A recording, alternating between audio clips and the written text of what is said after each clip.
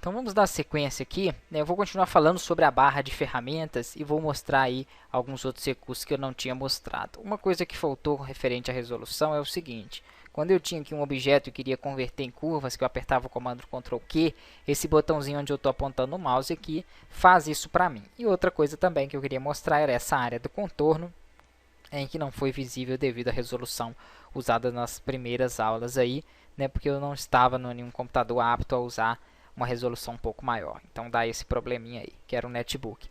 Então aqui, se eu clicar em converter em curvas, nessa área onde eu estou posicionando o mouse aqui, ele quebra para mim os pontos e eu posso editar ele com a ferramenta Form. É a mesma coisa que o Ctrl Q que eu ensinei para vocês. Então essa é a diferença aí. Desfazendo isso aqui, vamos dar sequência e vamos pular aqui para a próxima ferramenta, preenchimento inteligente. Muito bacana essa ferramenta. Às vezes eu tenho um desenho aqui, ó, por exemplo, que tem uma linha ou tem aí uma certa parte. Vamos supor aqui, ó.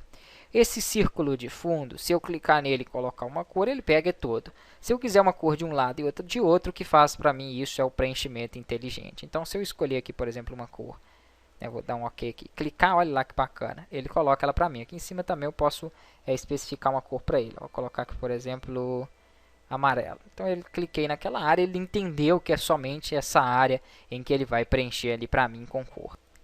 Aqui tem outra acoplada que é o desenho inteligente. Isso eu não costumo usar muito, mas se você quiser fazer, né, um desenho com base em uma forma que você já tem, ele te dá algumas alterações.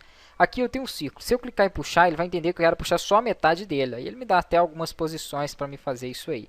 Então ele ajuda. Se você apertar o Shift, ele posiciona de um jeito diferente. O Ctrl, ele faz uma cópia. Então olha que bacana. Esse é o recurso do desenho inteligente. Então dá para criar algumas formas aí em alguns conteúdos utilizando o desenho inteligente. Eu vou clicar e arrastar, por exemplo, ele vai entender para mim que eu quero fazer, né, um objeto com aquela aparência ali daquele objeto anterior. Então é bacana utilizar essas ferramentas. Eu não costumo usar muito o desenho aqui inteligente. Lembrando que aqui eu poderia fazer uma cópia para o outro lado também. Se eu quisesse esse mesmo objeto virado ao contrário, eu ensinei que aqui eu viro a posição dele, ó.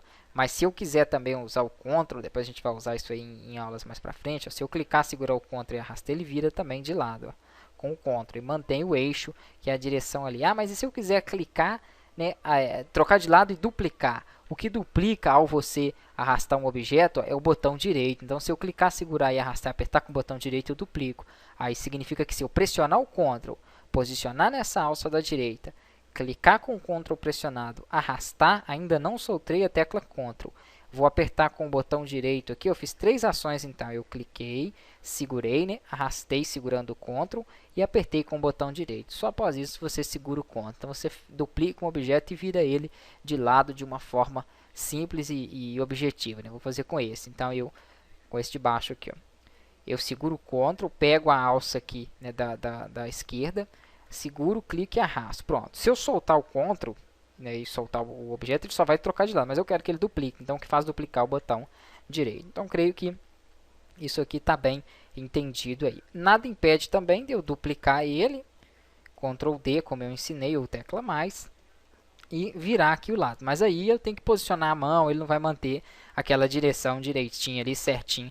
Para mim, eu vou ter um pouquinho mais aí de trabalho. Então, da forma que eu mostrei, é uma coisa mais objetiva. Se eu quiser selecionar todos os objetos de uma vez, Ctrl A e apertar o Delete aqui somente para limpar a área de trabalho. Aqui embaixo eu vou ter ferramentas de forma, que é o retângulo de 3 pontos. Retângulo de 3 pontos, o que é que faz essa ferramenta?